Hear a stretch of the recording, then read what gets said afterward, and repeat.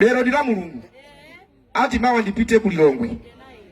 kuli ati akulu ati UTM ati kuli mulandu ati azikandifusa mafuso ati ndikaya yanke ati akandiweruze ati akulu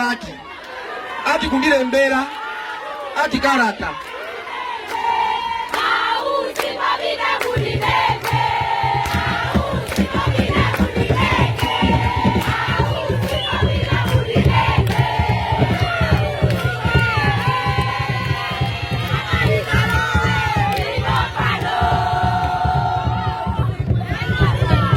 kumeneko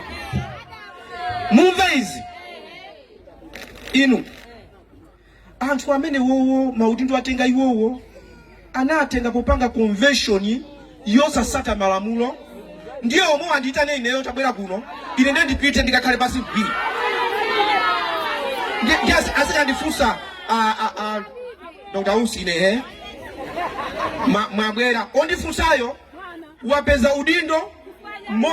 phwanya malamulo bali nzeru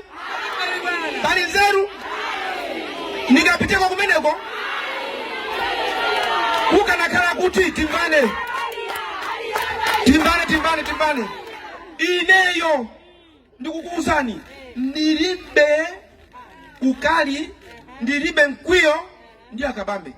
ndilibe mkwiyo kapena udani ndi anjawala ndi gulu loserija ayi ndilibe nawo mkwiyo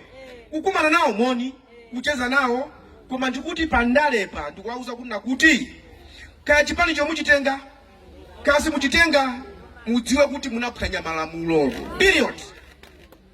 Kusapita ku court ndilibe nthawi ndili ndi nthawi yofuna kuyang'ana kuthandiza president anthu ali ninja lawa